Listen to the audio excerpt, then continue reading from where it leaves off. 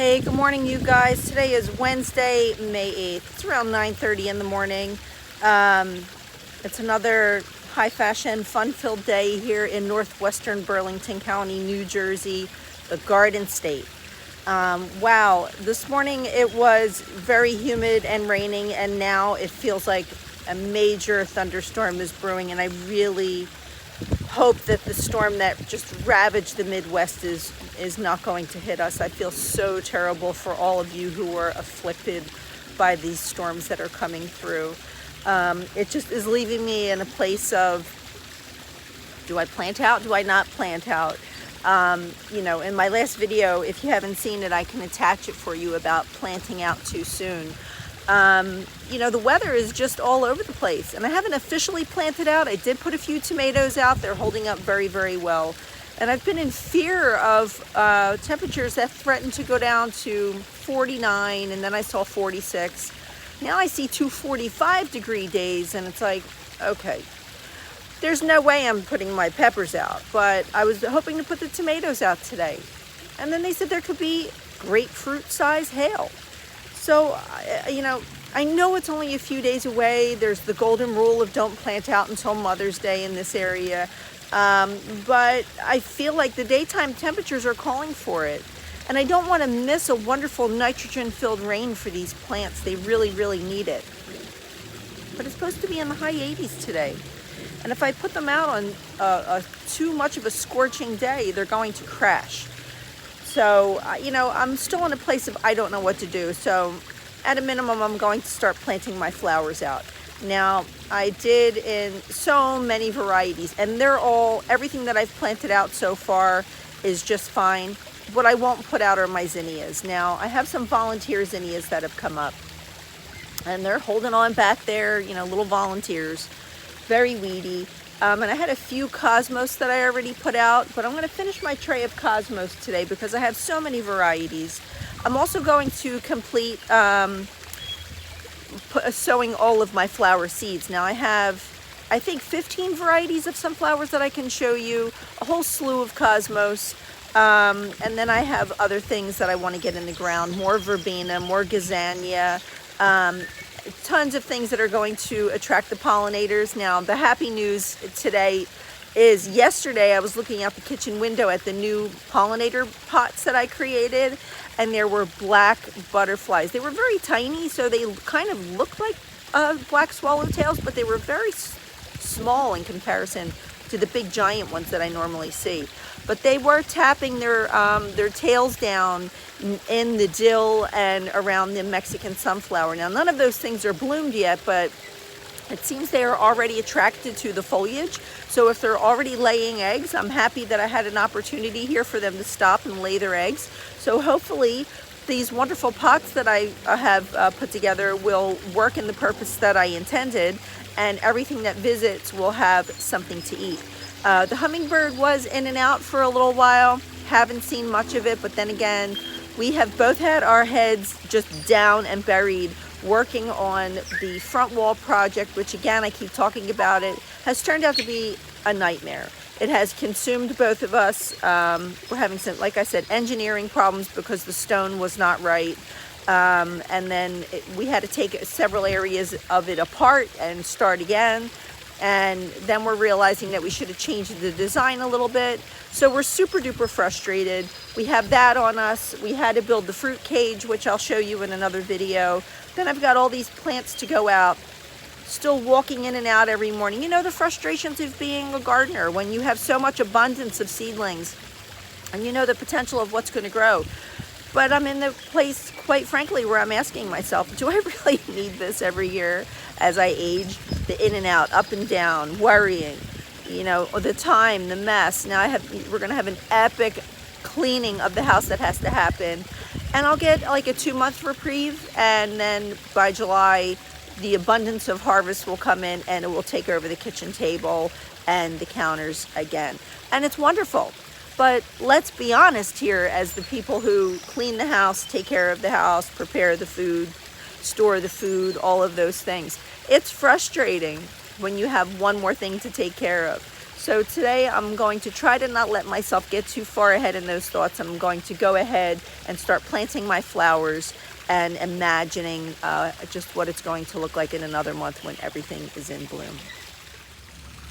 Now last year I had direct sowed my cosmos on the end caps of my Landguard galvanized beds, and it was so wonderful here to come out and be able to see them from the aviary, be able to see them from the kitchen window, and the cosmos that I planted were magical, mostly sensation and seashells mixed.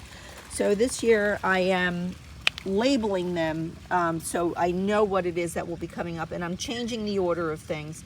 This fizzy pink Peony came up really nice in the back last year, and then I have some what I'm calling gorgeous fuchsia, which was harvested from the sensation mix.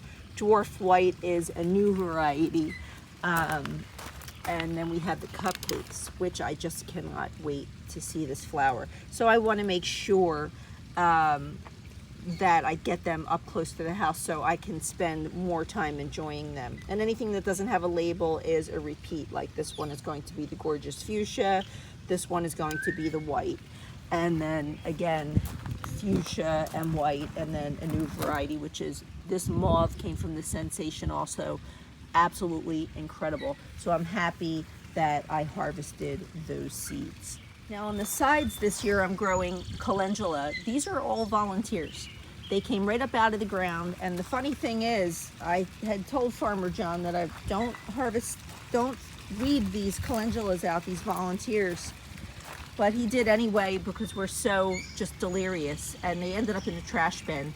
When I asked him about them, he knew which trash bin they were in, and we were able to pull them out and they survived. So I'm really happy about that. Which varieties of calendula, I don't know. They could be really like one of three, so, but they're most likely zeolites. Now I decided to plant more of my cosmos in this galvanized bed area here where we're still working on everything. And yes, these tidy cat are like the elusive tidy cat plants. They're perennial shrubs, it seems, that grow in our yard. They are for everywhere and old preen containers. We are forever working on projects, you guys, but hopefully this will be the last year of yellow containers all over the yard because I've about had it. But my apricota, which I started from seed, I wanted to make sure I got them going early. They are growing well, and you can see that they have buds on them. So I'm going to go ahead and get the rest of my cosmos collection in here, as well as some Madam Butterfly Snapdragon. So everything will be in very close proximity for me to enjoy, including these beautiful alliums. Here's what's left that I did not get in. It is all very thirsty. Again, these were all nice and saturated before they went to bed last night. And you can see where I ran my rows.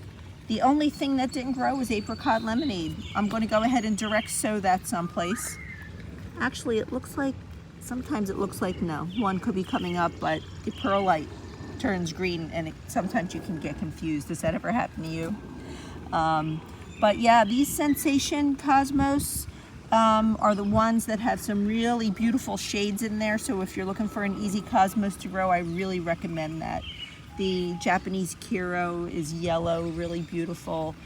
Dazzler, Daydream cosmos are new to me this year. And then a lot of them are, like I said, they're ones that I pulled out and isolated them, and I gave them a name so that I would be able to identify them individually and not in a mix. So let's get to planting. Hey boys, we got the boys out here. Everybody just had a big giant shower. They wanted to be soaking wet today. Everybody got wet nice and easy because it's so humid that their feathers felt saturated immediately. Right, Ak? Are you all wet? Are you all wet, Ak? Are you gonna say hello, hello? Nothing? How about you, Ellie? You nice and wet, my boy? There you go. There's Mr. Buddy hanging around back there. He is the king of the castle. I always get a little analysis paralysis when I'm getting ready to put things in the ground because I want to see them in so many different places. and I just don't know where to start. So I tend to walk in circles around the garden, figure it out. And then if I get too frustrated, my inner squirrel comes out and I just go ahead and put it anywhere. And luckily for this next series of flowers, if I can't immediately identify them, a lot of things that are easy to identify, like of course the purple petunias and the Love Lies Bleeding Amaranth, very easy to identify by their flowers. The cosmos all look like cosmos until they get their flowers. Some places I will be sowing seed for them. Some areas I added volunteers. And just looking back into the main garden, which was just weeded, is now a weedy mess again. So I don't know, are you guys having the same thing happen to you with extra weeds this year? It's just really strange. So anyway, I'm gonna try to not look at them as weeds. They are volunteers, just like the beautiful borage back there, which, oh, by the way, we have some insane amount of big giant bees. I think they might be ground bees and they're living inside of the borage and they are very, very happy there. But they're very territorial bees. I don't know what they are. So while I had every intent to leave them out there for pollinators, I don't know if I can leave those borage where they are because I don't think these bees are going to allow me to work in the area. Yesterday I was working on the new fruit cage and the bees decided that they wanted to be right up in my face.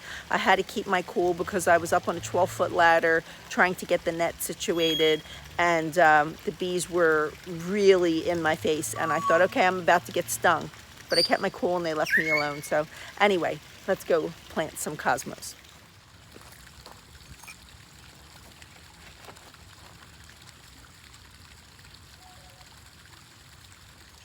So I had to make a decision here. I think I'm going to start with the Daydream Cosmos, which I'll insert a picture here of the packet and what they look like. I think I have the right packet. Some of them don't have pictures in them the way they should, but I'm going to do this in a theme again where I only have one tag. I don't feel like having tags every place. So I'm going to try to place them anal retentively in every bed where I'll kind of know lined up what they are so I can look at the tag in one place and identify it on the other side. But the Daydream looks pretty good. It's got a bunch of flowers in one cell. It's got a pretty good root system. Now you got to be careful when you take these out. So not bad for cosmos started. I usually direct sow my cosmos every year, but I wanted, like I said, I wanted to be able to identify them and make sure they were being germinated in a controlled environment so that I could get them started and see them earlier and longer in the season. So just make sure, you guys, if you're planting out starter flowers, and even though you may be expecting rain at some point in the day, make sure you water everything in because they are going to go into shock. And then when the heat and the sun hits them, if they haven't been properly hardened off, they're going to wilt. And if they wilt too hard, sometimes they go to a place of not being able to recover. So if you're doing it in the hot sun or you don't anticipate rain immediately, make sure you give everything a good drink. Well, I was just working to get the cosmos into the garden beds and I realized that so many of the peonies opened with volunteer iris. Will you look at these beautiful peonies and these iris? I'm going to turn you around so you can get a closer look. Look at all of that wonderful pollen that's coming off of those, and the color of the stamen is so incredible and it matches the bearded iris. So wow, these two volunteers here wanted to come up as companion plants and it is quite dazzling to see. This batch here has lived under the Japanese maple since we moved in, and every year they show up beautifully. I don't know what variety they are. Again, these were from the previous homeowner. We had split this, this was on the opposite side of what I just showed you, and we moved them to another area under a Japanese maple that we planted. This is Shoma, which means reaching for truth. She's a bloodgood maple. And we've been transplanting these iris and peonies, peony, however you want to say it. We've been transplanting them all across the property for years now. And just remember, you guys, if you have an old peony and you want to transplant it, you can. It's just not going to bloom in its first year. It will take a break before it produces a flower. And keep in mind, if you're growing peonies to bring in the house, that they do have ants. Ants like to climb all over them, and they unroll these little ball heads that happen. And there are ways that you can help encourage them to bloom inside. Over here I have yet another variety that was also here when we moved in. And this one has more of a ruffly leaf pattern. Really just so incredibly gorgeous. And you can capture seeds and plant them from seeds if you want to. Now, here's a seed pod from last year that I never pulled off, and it sounds like there could be still some seeds in there. Now, I harvested some last year, so I have peony seeds in the house. I just never took the opportunity to start them as flowers. And you can see there's another seed head over there. So they do self-seed readily. They just take a while to show up. I'm totally distracted. You see, this tip here looks almost black. This is a bearded iris that was gifted to me a few years ago.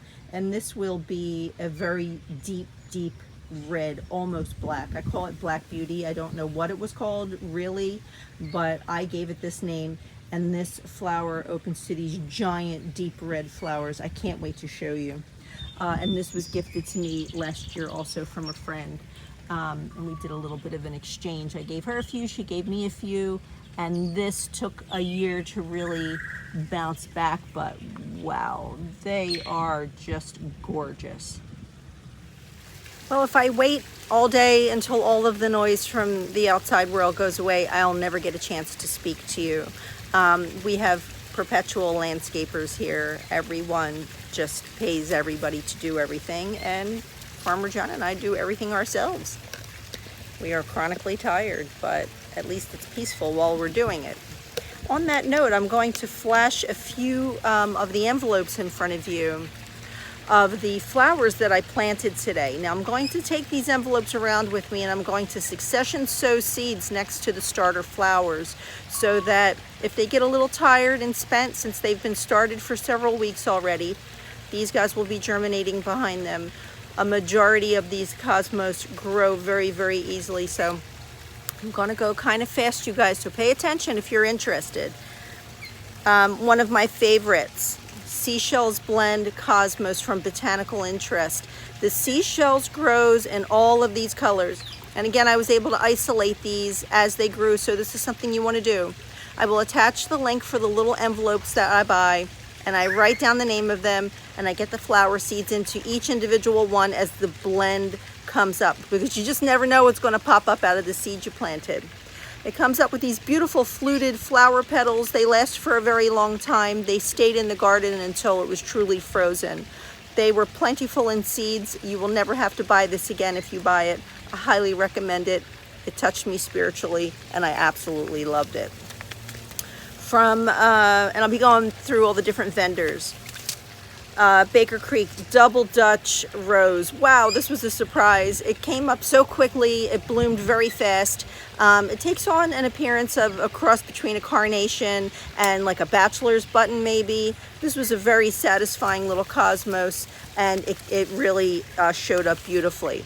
Now, the Sensation Blend.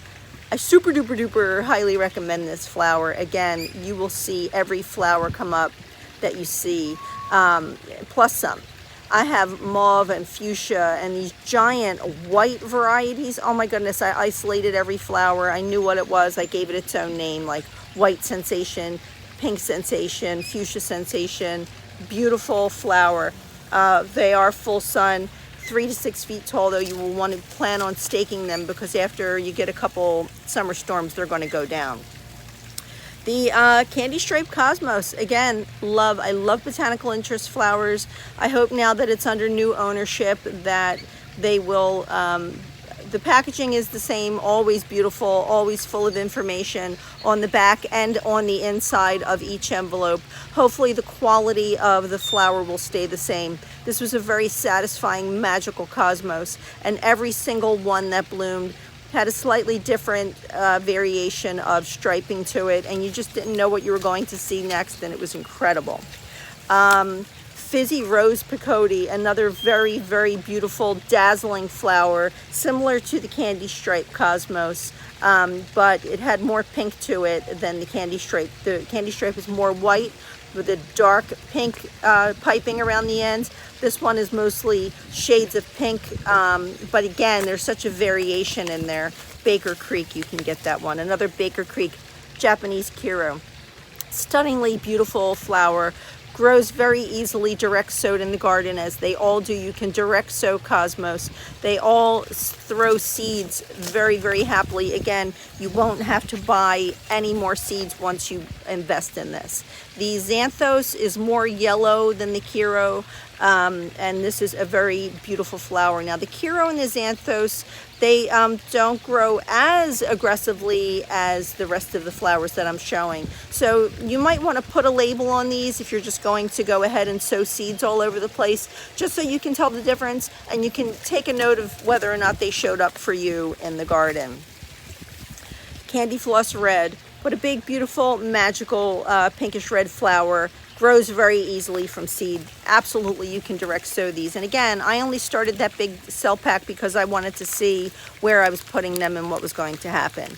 A new flower for me this year is this Daydream. And I just love that it has white exterior petals with the beautiful, colorful throat. So again, I started these because I wanted to make sure I saw them. Now, I think the Dazzler Red from M.I. Gardener is going to be very similar to the Candy Floss Red, probably, but it was $1 in the big sale last year, so I went ahead and got it. Apricota. I started this one because I was afraid. This one was a little bit more expensive, $3.50, but you only got a few seeds, a minimum of 10 seeds. And when they say minimum, that's pretty much what you get is 10 seeds. So I didn't want this to be like the Black Magic or the Chocolate Magic, whatever it was called, which I got like 5 seeds and it was $5 and I sowed them and nothing happened. So these guys actually germinated. I planted 3 seeds in little cells and all 3 showed up and all 3 are planted out. So I may go ahead and succession sow seeds behind these as well. And then I might invest in a fresh pack, because sometimes when you think you're harvesting seed in some of these more difficult to germinate flowers, the seeds just don't really germinate on the next round. I don't know why. Like Apricot Lemonade is truly like a nuisance plant. Only because it's a nuisance because of the germination and what it does. It doesn't germinate well when you start it ahead, but it does pretty good when you sow it directly out in the garden. It just takes a long time to show up. However, when Apricot Lemonade finally does show up, it's pink and yellow and it's this magical flower, but each head has very few seeds in it. So keep that in mind when you invest. Now, I do have other varieties in the house where I harvested them from like the Sensation Mix, and I called it Perfect Pink or Wink, which was, I couldn't tell if it was white or pink. I have a beautiful fuchsia, a giant white, all isolated from the blends. So again, this was just an overview of the Cosmos, plus I gave you a little tour of a few other things that are growing. So if you love Cosmos as much as I do, you guys, stay tuned, because we're going to be doing a lot of videos when everything is blooming and we have all of these varieties, and it will give you an idea. If you think it's too late, it's not too late to buy these. This is not a sponsored video. I don't get paid by Botanical Interest or Baker Creek or anybody, ever. This is what we're growing, and this is what I have found to give me peace in my spirit, because the flowers are more precious and special to me than ever. Super easy to grow, worth the investment, because most of the time, with most of these flowers, you only have to buy them once. So anyway, guys, if you haven't subscribed yet, please subscribe to our channel. It really helps us, and give this video a thumbs up if you liked it. And as always, I would love to hear from you. Tell me where you're from. Tell me what variety of Cosmos you're growing, because I can't wait to hear if there's a new variety that I don't know about. And I see a few people on Instagram, like New Jersey Garden Fairy. If you subscribe to our channel and you know that I'm mentioning you right now, please make some comments below, because you had some beautiful flowers that you show on Instagram, and I'm always interested to try to grow them as well. So anyway, you guys, next I'm going to go and start those sunflowers that I mentioned, and I'll probably do a separate video about that so that you can see, because there's just so many varieties. This ended up being a day dedicated to cosmos and helicopters. See you later.